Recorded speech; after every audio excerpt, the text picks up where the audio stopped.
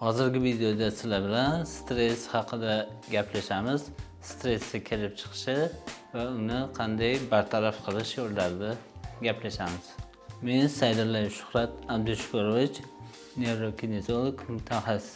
Shu sohada 4 yildan beri faoliyat yuritamiz. Dori-darmonlarsiz odamlarga yordam beramiz. Hop, stressni asosan keltirib chiqaradigan sabablardan o'zi birinchi uni bir alomatlari oyoqlarni og'rishi, ikkita oyoqni kechki tomoniga borib, keyin bo'yin ko'p qotib qolishi, keyin bo'g'imlarda har xil og'ruvlar, bosh ko'p og'rishi, shular asosiy stressni belgilari.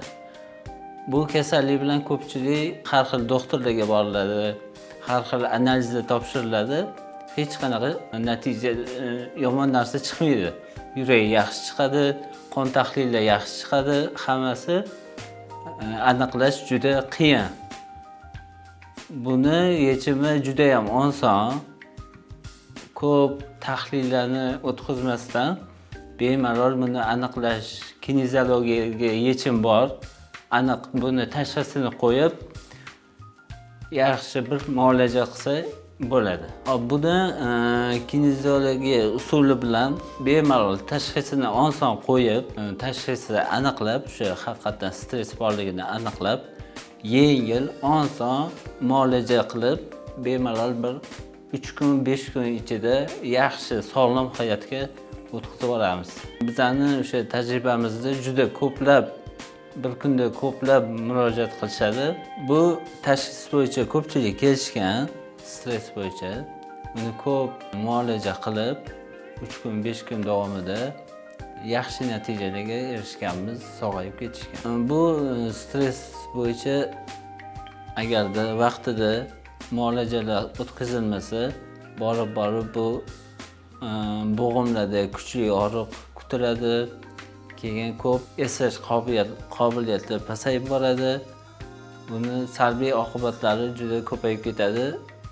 Keyin tuzalish ham ancha orqaga surilib qiyin bo'lib ketadi. Shuning uchun vaqtliroq ko'rikka kelib, muolajalarni olib turishingizni tavsiya etamiz. Bu stressga o'zingizlar ham uy sharoitida mashqlar bilan bu stressni yengillashtirib tursanglar bo'ladi. Bu juda ham oson, yengil. Ketsa bir 35-40 minut vaqtingiz ketadi. Ertalab vaqtli 10-15 minut yurish, toza havoda, keyin bir 400 gram iliqdan issiqroq suv ichish, ho'plab o'tirib, keyin 33 marta chuqur burundan nafas olib chiqariladi. Nafas olib chiqarib olib, dushga kirib, sochuvni qaynoq qilib, siqib, bo'yindan boshlab butun badan ishqalab artilib chiqiladi. Bu ancha stressni oladi.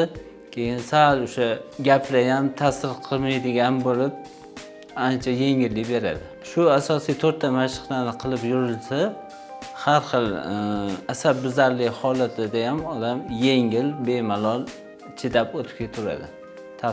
Ta'sir qilishi kam bo'ladi. Shu mashqlarni qilib yursanglar, sizlarda o'sha metabolizm, modda almashuv yaxshilanib, asab tizimi tiklanib, mustahkamlanadi. Sal narsaga ham o'sha asabiylik, jahl chiqishlar ancha kamayadi. Uncha narsani o'zingizlarga olib, yuragingizlar nima qilib, unaqalar kamayadi. Yengil bo'lasizlar. Stressni keltirib chiqaradigan yana asosiy sabablardan bittasi, men maslahat berardim. Parazit insonlardagi o'sha ichida yoki jigarlarda ko'p chiqyapti. Parazit bor bo'lsa, bu ham stressga olib keladi. Bunga ko'pchilik ahamiyat bermaydi. Bizning hozir praktikada juda ko'p uchrayapti bu holat. Shu parazitlarni ham tekshirtirib, o'shanga qarshi muolajalar qilinsa, ancha stress kamayadi. Yuqorida aytib o'tgan mashqlarimizni tezroq hayotga tatbiq qilib, boshlashingizni so'rab qolgan bo'lardik. Vaqtni cho'zmasdan tez stressdan chiqib ketish kerak. Aks holatda bu borib og'ir holatga olib kelib qo'yadi. Agarda sizda to'xtovsiz tizzadan past oyoqda, bo'g'imlaringizda og'ruvlar bo'lsa, keyin boshingiz ko'p og'risa, ko'chalarda o'sha mashina haydab ketayotganda sal bir yoningizdagi haydovchini harakatlari yoqmay, jahlingiz tez chiqib ketayotgan bo'lsa, bularning hammasi asab tizimiga bog'liq. Asab tizimi buzilganidan belgi. Bu asab tizimini tezda muolajasini qilib, yana o'sha normal holatdagi hayotga qaytish mumkin. Buni yo'li juda ham oson. Buning uchun o'sha biza kinezologlarni ko'rigiga kelib, bitta o'sha 3 kun, 4 kun davomida muolaja olib ketsanglar, ancha yengil bo'lasizlar. Bu borib ruhiyatda tushishiga olib keladi. Keyin odamlar bilan qo'shilish kamayib ketadi. Odamlardan ajralib, yakka holda o'zi bo'lishni xohlab qoladi. Bunaqa insonlar shular yengil o'tib ketib, yana o'sha jamoatchilikka bemalol qo'shilib, yana xursandchilik naqada yashasa bo'ladi bemalol. Agarda sizlarda mana shu holatlar kuzatilayotgan bo'lsa, birinchi navbatda vaqtida ovqatlanishni to'g'irlash kerak. Uyquni vaqtida bo'lishini ta'minlash kerak. Keyin yaxshi narsalarni o'ylab, yaxshi fikrni to'g'irlab olish kerak bo'ladi. Har xil yomon, negativ fikrlar kelganda uni tez pozitivga aylantirib olish kerak bo'ladi. Keyin o'sha yon atrofinglardagi insonlarni ham kuzatinglar.